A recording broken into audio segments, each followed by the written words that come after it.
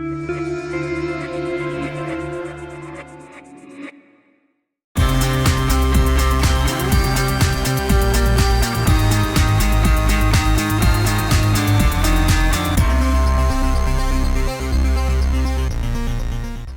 YouTube! I'd just like to thank all of you for following me on social media. I think you guys are fantastic, you're awesome. I would not be where I am without all your support, so thank you so much. Now, if you haven't been following me and you don't know who I am, my name is Alexander Lowery and I am on the autistic spectrum. I deliver talks on the subject of autism. And this is the final episode to the Ambitious Autistic series, which I've been doing this year. This episode has been pretty delayed because I've been having so many issues with my camera and a variety of other things. But it's resolved now, so now I'm finally getting on to the final episode. Now, for those of you who didn't watch the first two episodes, I'd recommend doing that before watching this episode. I'll put the annotation link somewhere on this video.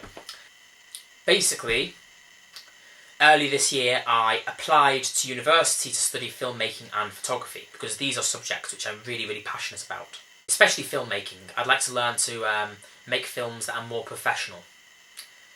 And perhaps I can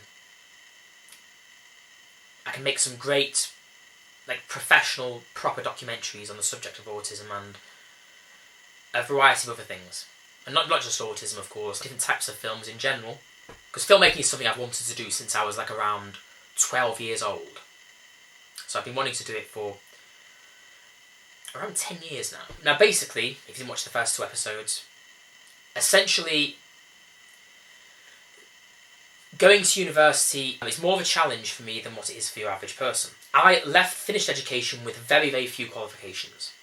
I never took any GCSEs or O-levels or A-levels. Due to my academic difficulties, I was never really able to sit any formal exams. Also, there are a lot of other difficulties I have, which come from my autism and my ADHD, which could just get in the way of being able to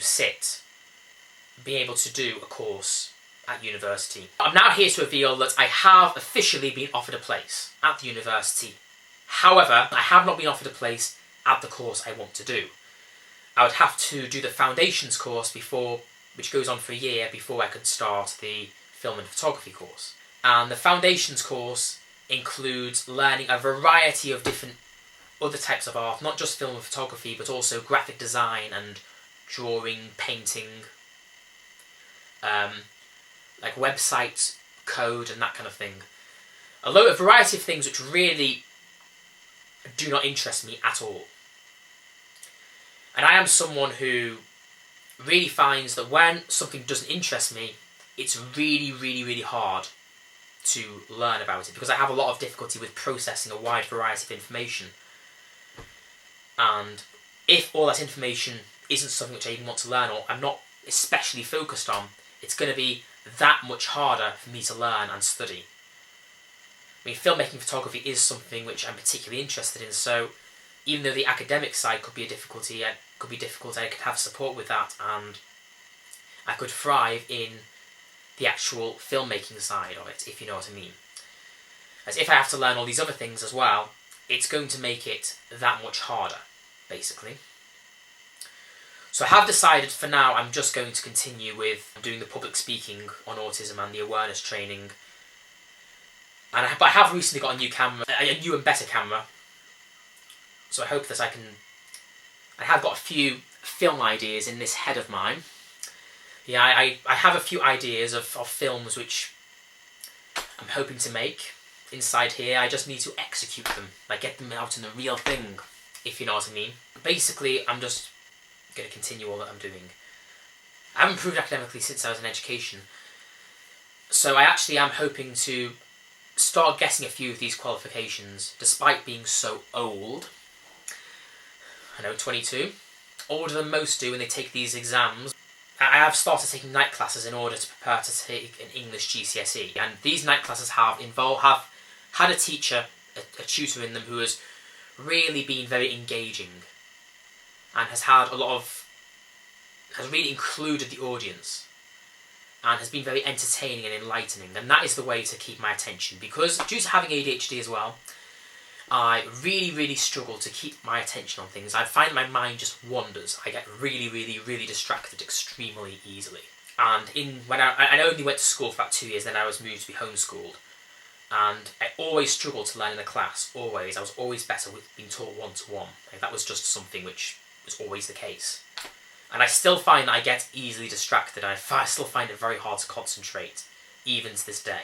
And I also struggle to sit still. Like, I can't sit still to save my life, to say the truth. I'm awful at sitting still. I feel like having tutors who can engage with the audience and that kind of thing can be a great way to help people to learn. People like me to learn. But of course, it's only the first day. I don't know if I'll get the GCSE or not. I might completely fail on every level, but at least I feel like it's an achievement to at least say that I can try. Now, like, I think when I was in my mid-teens, I couldn't even try to do them. Like, I just wasn't academically up to doing them.